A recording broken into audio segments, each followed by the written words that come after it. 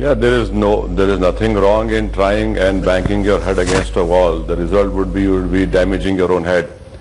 So he can try definitely. Why do I oppose is that out of the 182 assembly seats which tickets were given by BJP in Gujarat, not a single was Muslim.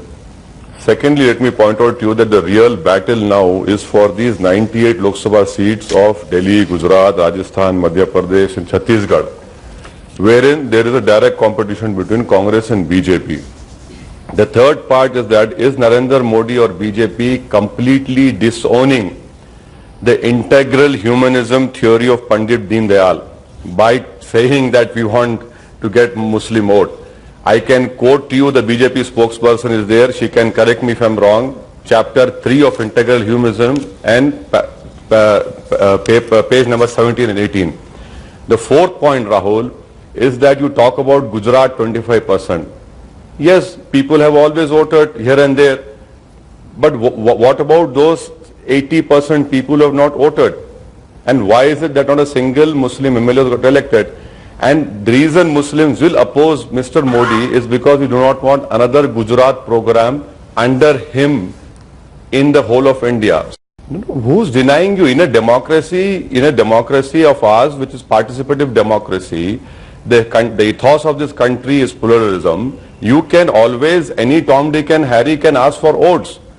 But the reason I am telling you is that the example of Gujarat is there in front of us, Mr. Rahul Kanwal.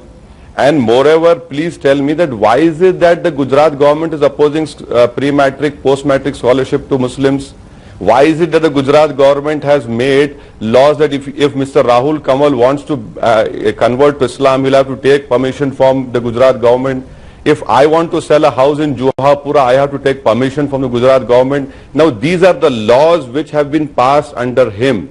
And when you talk about development, I can give you numerous examples wherein no development has taken place. Now, the development is there for corporate media to see. And that is why we are saying, and last point, you asked me about question of sections of Muslims. This point was referred to by Mr. Subramanian Swamy in a TV interview wherein he said that हिंदुओं को मुत्तहिद करो और मुसलमानों में जो बरेलवी, देवबंदी, शिया, सुन्नी है, इनको झगड़ा पैदा करो. This will not happen for sure, and this will be an exercise in futility. And the Muslims in Gujarat who have voted for Modi, unfortunately, they have their investment interest, and secondly, they are suffering from a Stockholm. Rahul, I'm really happy that what the BJP spokesperson just said. Now, if we take what she's saying, then it clearly gives a message out to the minority community, not only Muslims, that if Mr. Modi becomes the Prime Minister of this nation, then there will be no minority ministry.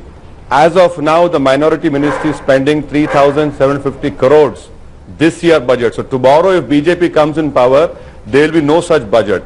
Second point which the BJP spokesperson has made, let me please tell you that a post-matric scholarship which is given to minorities, not to Muslims, minorities.